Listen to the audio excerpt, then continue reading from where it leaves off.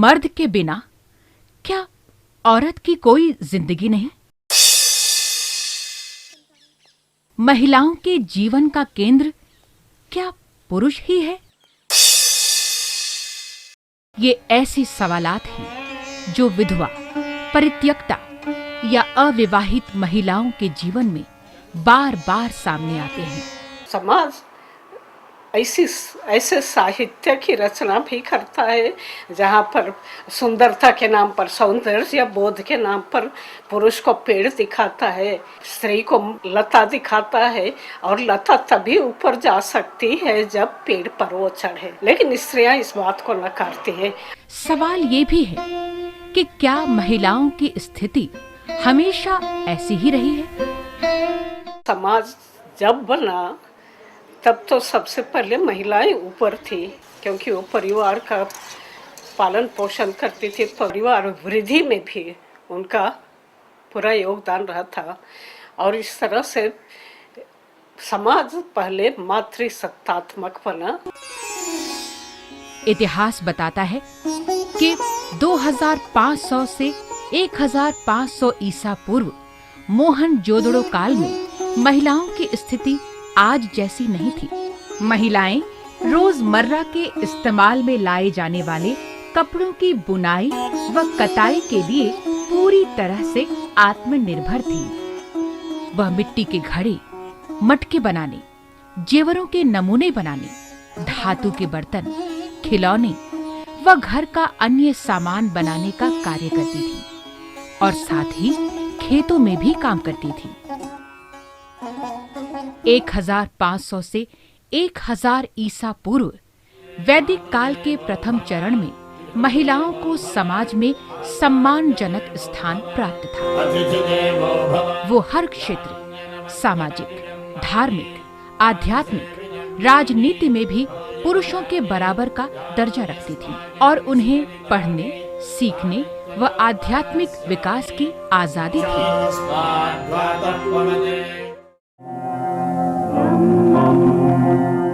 वैदिक काल के अंत तक जब बौद्ध धर्म का उदय हो रहा था, महिलाओं को सम्मान का स्थान प्राप्त था। महिलाओं को भिक्षुणी बनने की आजादी थी और मठों में स्थान प्राप्त था। उपलब्ध इतिहास के अनुसार 500 ईसा पूर्व के बाद से महिलाओं के दर्जे में गिरावट आने लगी और महिलाएं धीरे धीरे समाज में दोयम दर्जे पर चली गईं। इस कालखंड में महिलाओं के लिए वेदों का ज्ञान पूरी तरह से वर्जित कर दिया गया। मुगल काल के दौरान महिलाओं को पर्दे में रखना सम्मान की निशानी माना जाता था। छोटी उम्र में शादी और दहेज का प्रचलन हिंदू और मुस्लिम दोनों ही समुदायों में प्रचलित था। समय के साथ महिलाओं की स्थिति गैर बराबरी की तरफ बढ़ती चली गई। महिलाएं सामाजिक और राजनैतिक क्षेत्रों में सक्रिय और बराबरी की भागीदारी से सिमटकर परिवार के पुरुषों, खासकर पति पर आश्रित हो गई। शिक्षा के अभाव में उसकी पहचान केवल पत्नी, मां और बहन होने तक सिमट कर रह गई। बिना पति और बच्चों के जैसे उसकी स्वयं की कोई पहचान ही ना हो। प्राचीन भारतीय परंपरा की एक प्रचलित उक्ति है, मातृ देवो भवः। इस प्राचीन और चिरस्थायी शिक्षा ने मां न बन सकी महिलाओं के लिए परिवार व समाज में बहिष्कार और अस्वीकृति की नींव डाल दी। उपेक्षा की हद ये है कि इतिहास में परित्यक्ता, निकाली गई, छोड़ी गई या तलाकशुदा महिलाओं के बारे में कोई जानकारी नहीं मिलती। सिर्फ विधवा महिलाओं का ही कहीं-कहीं जिक्र मिलता है, वो भी विस्तार से नहीं। आज भी विधवा, परित्यक्ता अविवाहित एकल महिलाओं की स्थिति पर कोई ठोस जानकारी नहीं है। ये एक कड़वा सच है कि एकल महिलाएं समुदाय और समाज के हाशिए पर खड़ी हैं।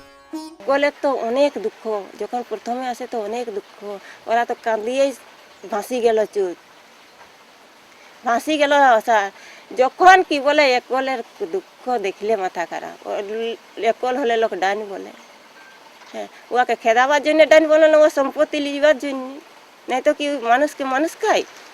ছোট ছোট ছেলে ছিল তখন স্বামী মারা গেল, মারা যাওয়ার পরে ছেলেগুলোকে তো স্কুলে পড়াতে পারলাম না, তখন দোকানে পাঠালাম কাজ করার জন্যে। কী করে খাবে, আমাদের জমি বাড়ি তো কিছুই নেই। তখন ওই দুটো ছেলে দোকানে কাজ করলো, কাজ করে এখানে কাজ করে ছেলেগুলো এখানেই মানুষ হলো।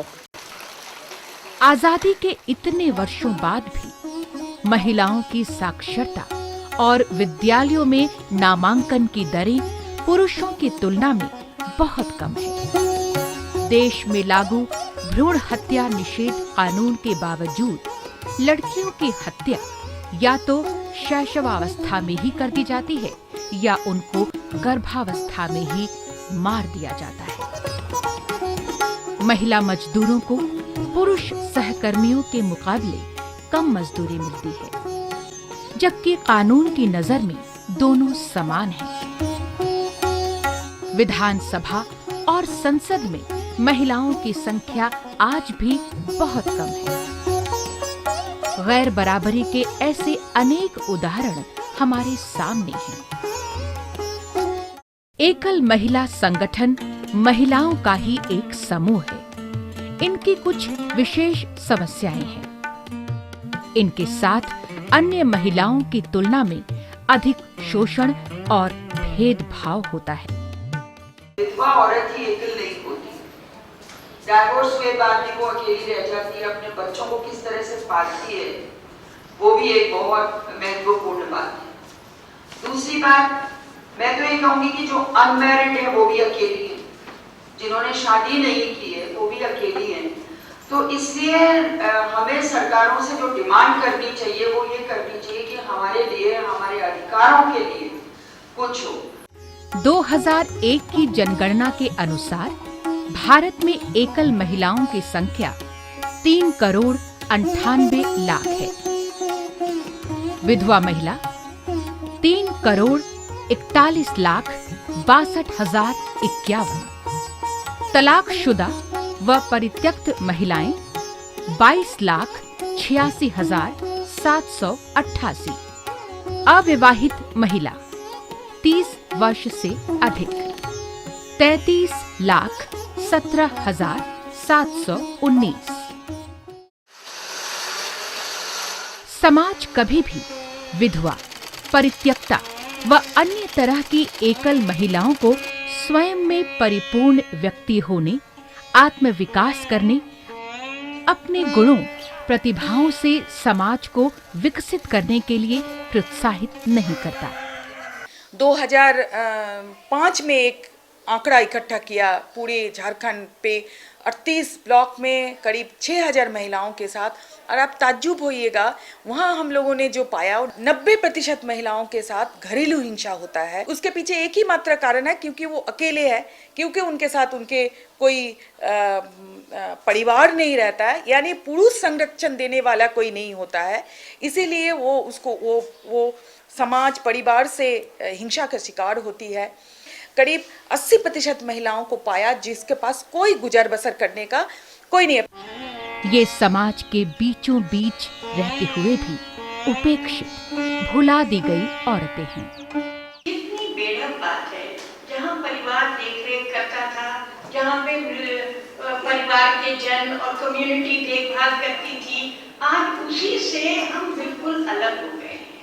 जिस दिन हम अकेले हो जाते हैं, चाहे विधवा होकर अकेले हो, चाहे हम तलाकशुदा हो, चाहे और किसी वजह से भी हो, तो ये अक्सर देखने में आता है कि परिवार जिनका कि ये सबसे बड़ा योगदान होना चाहिए उस वक्त, वो छोड़ देता है। सदियों तक इंतजार करने और शोषण तथा अत्याचार सहने के बाद एकल महिलाएं आखिरकार संगठित होने लगी हैं। एकल नारी की शक्ति होनी चाहिए, हमको अपना हक मिलना चाहिए और जो हिंसा हमारे पर हो रहा है वो बस बंद होना चाहिए। महिलाओं की जमीन अधिकार में नाम आना चाहिए। जब तक महिलाओं का स्वतंत्र मालिकी ना हो, वो कितनी ही छोटी जमीन क्यों ना, जमीन का पट्टा कितना बड़ा है उससे इम्पोर्टेंट नहीं है, पर कितनी भी छोटी हो, खुद की हो, मालिकी की हो। जब विवाह होता है उस समय जमीन संयुक्त रूप से कागजी तौर पे वो हस्तांतरण की प्रोसेस कानून में लाई जाए, तभी वो जब भी विडो होगी तो उसको जमीन मिलेगा। दूसरा डिमांड कि जब वो कोई भी महिला विडो हो जाती है तो उसको प्रोसेस करने का टाइम कम से कम 3 महीने के अंदर उसके हाथ में जमीन बांट कर मिल जाए। जो दूसरी महिलाओं को अधिकार हैं वो हमें भी दिए जाएं, ये बहुत ज्यादा जरूरी है। बच्चों की स्कॉलरशिप, अगर कोई विडो है या डाइवोर्सी है और बिल्कुल गरीब है तो उनके बच्चों को स्कॉलरशिप पढ़ाई के लिए जरूरी है मिलना।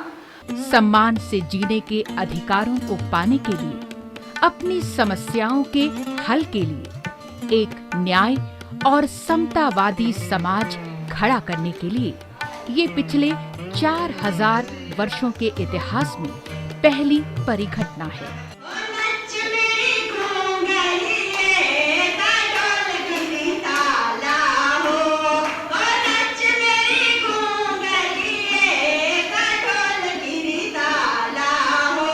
जिन श्रीवास्तव ने एकल महिलाओं का संगठन शुरू किया और उसे राष्ट्रीय स्तर पर संगठित करने की कोशिश कर रही, ये अच्छी पहल है।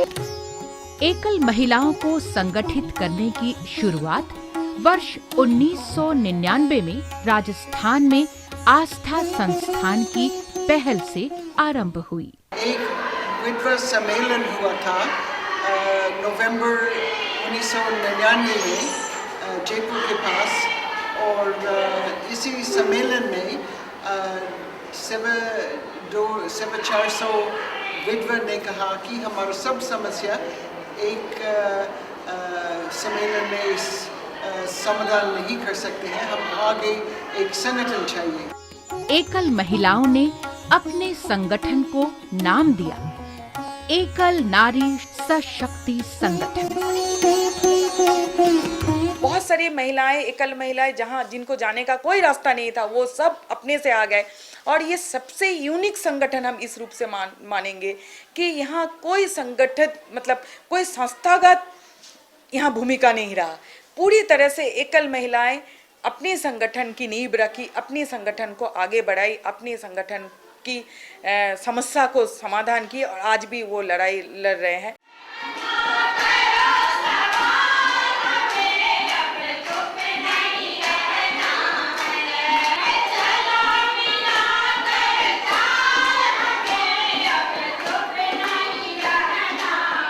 इसके बाद जगह जगह संगठन बनने का सिलसिला चल पड़ा। राजस्थान, गुजरात, महाराष्ट्र, हिमाचल प्रदेश, झारखंड, बिहार तथा पंजाब में यह संगठन सशक्त ढंग से एकल महिलाओं को संगठित कर उनमें आत्मविश्वास उत्पन्न कर रहा है।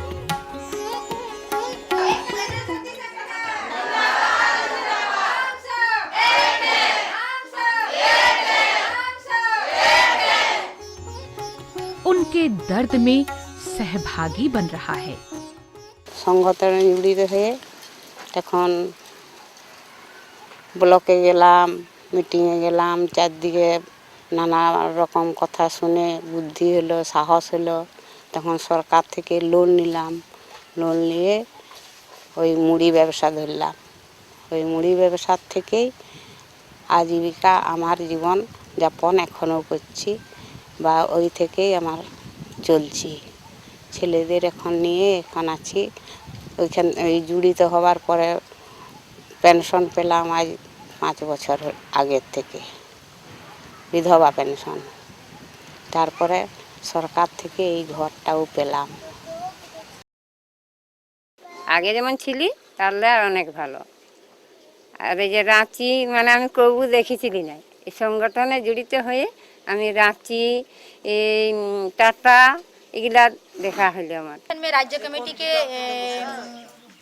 सदस्य के रूप में मैं गई थी और उसके बाद राज्य कमेटी में मैं चुनी गई, क्योंकि सदस्य के रूप में मैं आने के बाद मैं इतना सारा महिलाओं का समस्याओं के ऊपर बात करने लगी। फिर मुझे राज्य कमेटी में चुना गया। वहाँ से मैं जिला में गई और जिला से राज्य के बाद राज्य में एडवोकेसी लॉबिंग काफ़ी सारा की और वहीं पे मुझे कार्यकारिणी कमेटी, नेशनल कमेटी और अध्यक्ष के रूप में भी चुना गया। तो एकल नारी सशक्ति संगठन का मैं आज झारखंड के पूरे झारखंड का अध्यक्ष भी हूँ। विधवा, परित्यक्ता व अन्य एकल महिलाएं मानवाधिकार की प्राप्ति के लिए साथ काम कर रही हैं। एकल महिलाओं के सम्मान से जीने के अधिकार के लिए संगठित हो रही हैं।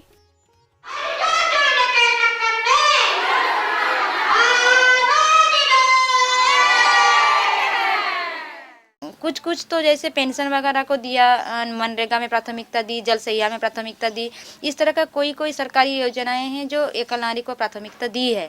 जमीन संपत्ति का हक है जो महिलाओं के लिए है, वो एकल महिलाओं के लिए और ज़्यादा किया गया है। कानून बन चुका है कि हर महिला को उसके पिता की, उसके पति की जायदाद में हिस्सा मिलेगा और अगर कहीं कोई दिक्कत है तो आप कोर्ट का दरवाजा खटखटा सकते हैं। सारी योजना में उनको प्राथमिकता दिया जा रहा है और बहुत सारे कानून ऐसे हैं जो एकल महिलाओं को आपको दिया जा रहा है। समस्याएं अभी भी हैं और भविष्य में भी रहेंगी, लेकिन महिलाएं अपने व्यक्तित्व को पहचान रही हैं। वे एकल जरूर हैं पर अकेली नहीं। घर परिवार में अगर अकेली है तो आप बाहरी आंगन में आओ और देखो कि वहाँ आपके लिए कितनी सारी एकल महिलाएं खड़े हैं, जो आपके दोस्त है, जो आपकी बहन है, जो आपकी माएँ हैं।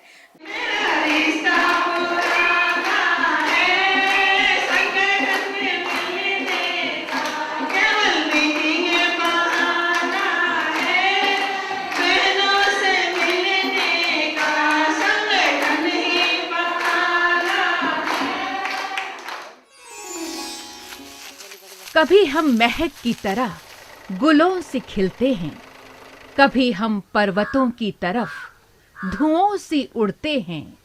ये कैंचियां हमें उड़ने से क्या खाक रोकेंगे, हम परों से नहीं हौसलों से उड़ान भरते हैं।